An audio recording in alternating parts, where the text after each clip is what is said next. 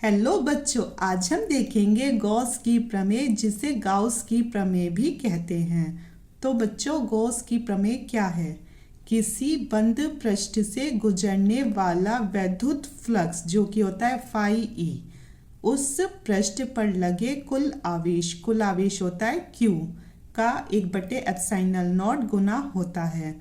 तो क्यू का 1/एप्सिलॉन नॉट गुना होता है कौन? Phi E. तो होगा फाई ई बराबर क्यू बटे एप्सिलॉन नॉट। तो ये है हमारी गॉस की प्रमेय, जिसे अब हमें प्रूव करना है। तो आइए सबसे पहले देखते हैं इसका ड्रॉ। तो इसमें कोई काल्पनिक पृष्ठ लेते हैं जिसमें कोई बिंदु O है, उस पर प्लस क्यू आवेश है, और इस बिंदु O से R दूरी पर कोई दूसरा बिंदु है P, जिसका क्षेत्रफल है dA, और ये बिंदु P इसके सूक्ष्म हिस्से में है, मतलब सबसे छोटे हिस्से में है।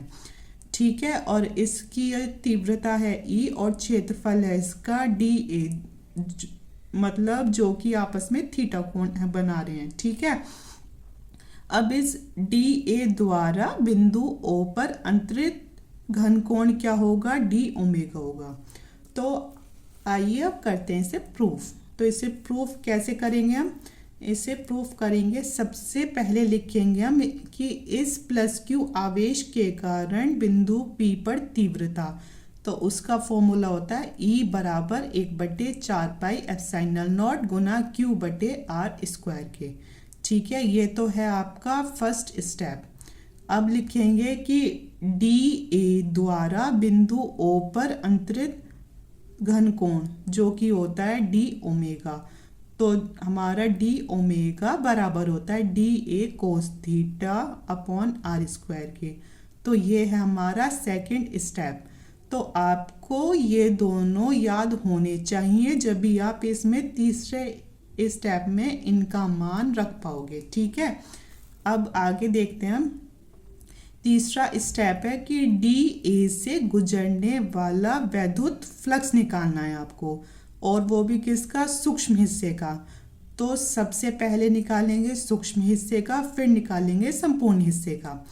तो आएगा हमारा d फाई ई बराबर vector E dot vector DA।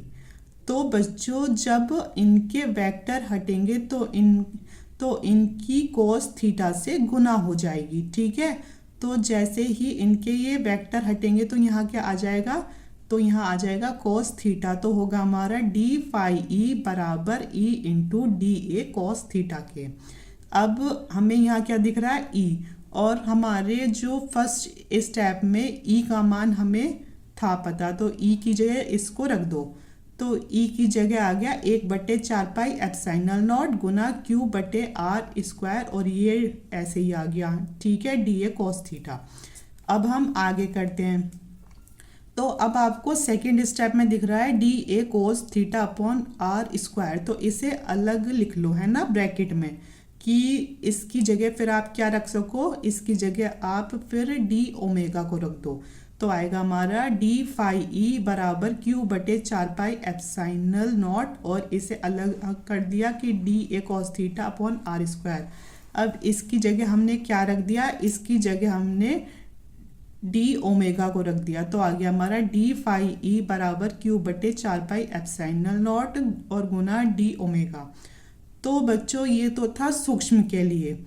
अब हम निकालेंगे संपूर्ण पृष्ठ से गुजरने वाला वैद्युत फ्लक्स। ठीक है, तो जब संपूर्ण से करेंगे तो आप एक बात ध्यान रखना कि जब भी किसी का संपूर्ण निकालते हैं तो उसमें क्या किया जाता है?